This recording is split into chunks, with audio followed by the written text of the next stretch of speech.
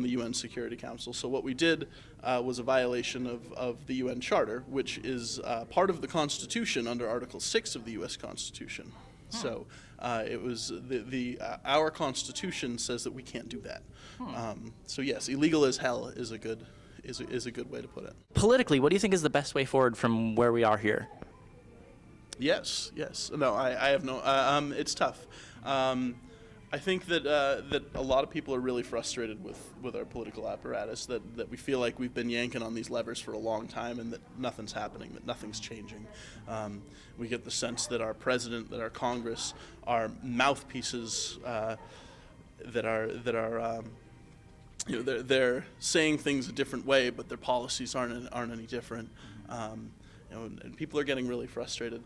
So a political path forward is tough. I think that there are those within both the Republican and Democratic Party who are great leaders who are there for the people of this country.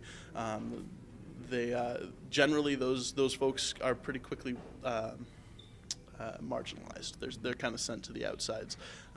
Those people have names like Ron Paul and Dennis Kucinich and Mike Gravel, and they're people who, because they don't buy into the corporate structure, they don't play into to this system, are viewed as outsiders, radicals, and they are outsiders to that system. But those are the people we need to be supporting. Obviously, we also have third parties. Be it Green, Progressive, Libertarian, those parties seem a lot less connected to this structure that is this mechanism that is controlling the direction of this country and this world. Do you plan on running for office at any point? No. All right. So would you agree with Bill Hicks' statement that it wasn't a war? A war requires two armies. Yeah, that's a good statement. And there were a number of volunteers at the end. The reality of Iraq when we invaded in 2002 is that there wasn't much left. We decimated their military in '91. We'd been continuing to bomb them throughout that period, and the Iraqi people view the U.S. war with Iraq as starting in 1991. And it's still going on. As far as they're concerned, that there was, what happened in 2002 is just that we moved our troops in, and it was no longer just bombing, that we moved our troops in as well. But they view the war as having started in '91. So the upcoming events that you have for Peace Action New Hampshire, are they going to end war?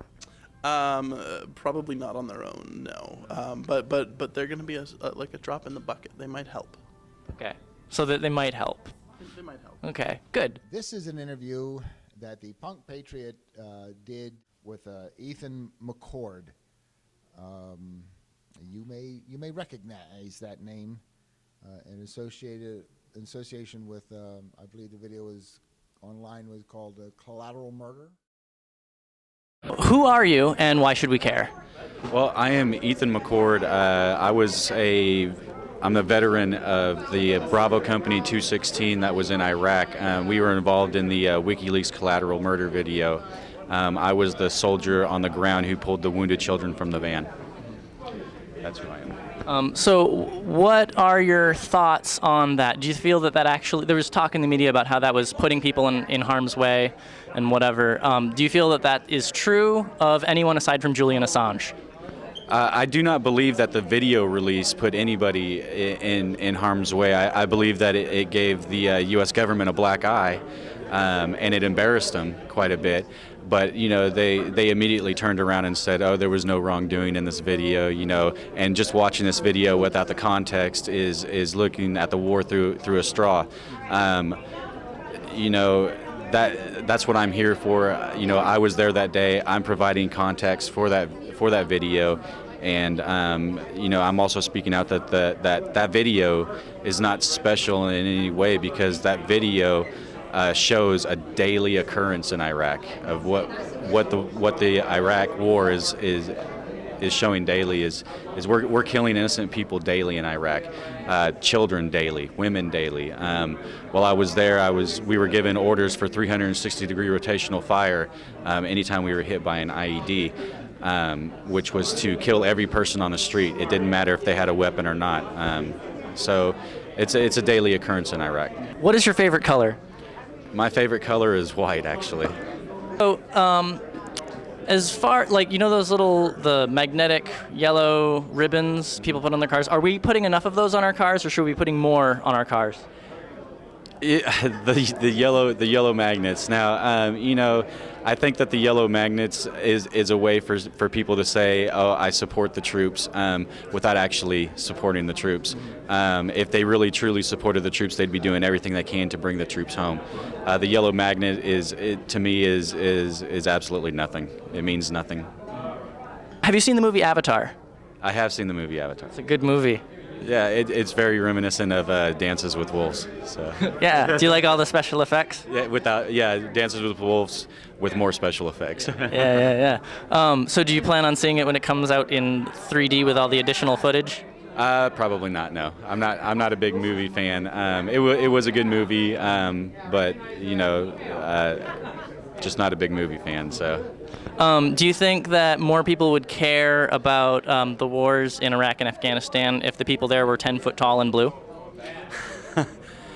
Yeah, definitely. You know, unfortunately, on a more serious note on that, you know, we're trained in the military to hate our enemies. Racism is rampant in the military. You know, we were told to we had cadences that we'd run to that would be like I went to the market where all the Hajis shopped. I pulled out my machete and I began to chop. So you know, we're taught from day one to dehumanize these people, and I think you know that we need to find a way to get past that and find everybody in the world as a brother and a sister, no matter your skin color, what country you're from. And until that happens, you know, I think we're doomed until that happens. So. Oh, that's very optimistic. Yeah. War. What is it good for? Absolutely nothing. Would you say it again? Do what? Sorry. What are your views on the legality of the war in Iraq? Would you agree with Pat Tillman, where he said it's illegal as hell? I do agree with that. I feel from being a soldier there and what I witnessed, it's not only illegal but also immoral. To me, it's almost with the number of Iraqis killed, reaching I believe 1 million. You know, it's almost reminiscent of an ethnic cleansing, yeah, so I think it's illegal as hell as well. So you must be relieved to know that the war in Iraq is over. I don't know if you heard that. It was reported on Rachel Maddow. The war is over. Sure, yeah. The war is over. That's why 3,000 troops just deployed from Fort Hood the other day to Iraq, because it's over, right? And we still have 50,000 troops there. The war is not over. All they did is they changed the operation name, and you know. Take a name like Operation New Dawn, it sounds like a laundry detergent. I mean, you know, it's... What should people be doing to change things? Well, I think that, you know, everybody on the right and on the left and in between, you know, we have all these petty differences that we need to put aside, because I believe that everybody truly wants the troops home. And we need to find common ground to work together to bring the troops home. It doesn't matter if you don't like this person or you like this person. You know, if we can all find the common ground to bring the troops home, there's empowerment in that. And I believe that once you accomplish a goal like that, the empowerment is going to be so rich that you're going to feel that you can accomplish anything now. And you know, work together. Politically, what do you think is the best strategy moving forward? You know, politically, I'm not a very big political person. You know, I was in the infantry, and we never really paid attention to politics. We just did our job, and you know, I believe that there needs to be complete transparency in our government, and that's what we need as a nation to move forward. Thank you very much. Thank you. Please visit Veterans for Peace, Western North Carolina Chapter 99 headquarters at the Phil Mechanic Studios, 109 Robert Street in the River Arts District, one short block west of the Gray Eagle in Asheville. We generally have somebody there Tuesdays through Fridays from 1 to 4 p.m. So you can come on down and visit us there. If you want to make sure there's somebody there, you can call us at 258-1800. Once again, the area code is 828-258-1800, and that's going to go on an answering machine, which is there 24/7 as long as there's power. You can leave a message there.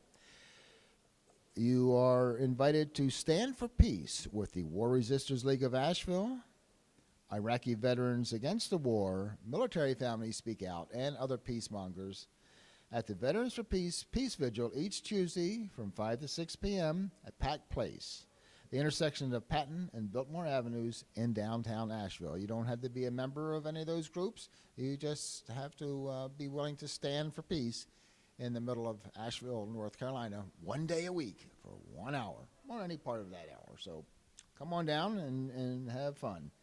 Alternate Tuesdays after the Peace Vigil, a group called Peace Town gets together for a meeting. Now, Peace Town is a group of concerned folks who like to discuss ways to promote peace here in Asheville. And they meet it's starting at 6:30 p.m. after the Peace Vigil on alternate Tuesdays. You can go, they meet at 58.5 North Lexington Street in Asheville. For more information, you can go to Facebook and look up Asheville / or dash or hyphen or whatever, Asheville Peace Town, and get more information about where those meetings are and the actual location and direction there too. Keep up to date with VFP WNC Chapter 99 by visiting our blog spot. Our blog spot is VFP Chapter 099 WNC. Now that's 099, not the letter O, 99, okay? So that's VFP Chapter 099 WNC.blogspot.com. In addition to VFP-TV and radio, Veterans for Peace Western North Carolina Chapter 99 produces the War Crimes Times, a quarterly publication which is updated and archived at warcrimestimes.org. Once again, you go to warcrimestimes.org and see the latest edition of War Crimes Times, see previous editions of War Crimes Times, and see new articles that did not get into the actual hard copy publication. If you have any questions or comments about our show, or if you would like to be a guest or suggest a guest or topic, you may email us at vfp.tv@live.com. Once again, if you're interested in making comments, being a guest, suggesting a guest or topic, or would like to support us here at VFP TV and Radio, you may email us at vfp.tv@live.com. And that ends our program for today. I'm Ronald Hereda, here with David Ireland in the Phil Mechanic Studios in the River Arts District of Asheville, and saying that until our sisters and brothers come home, we are yours in peace. Peace out.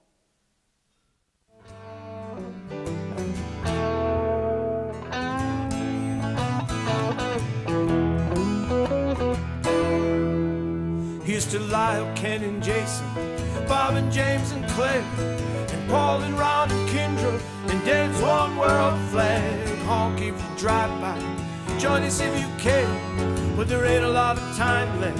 We gotta make a stand out on the street with the vets for peace.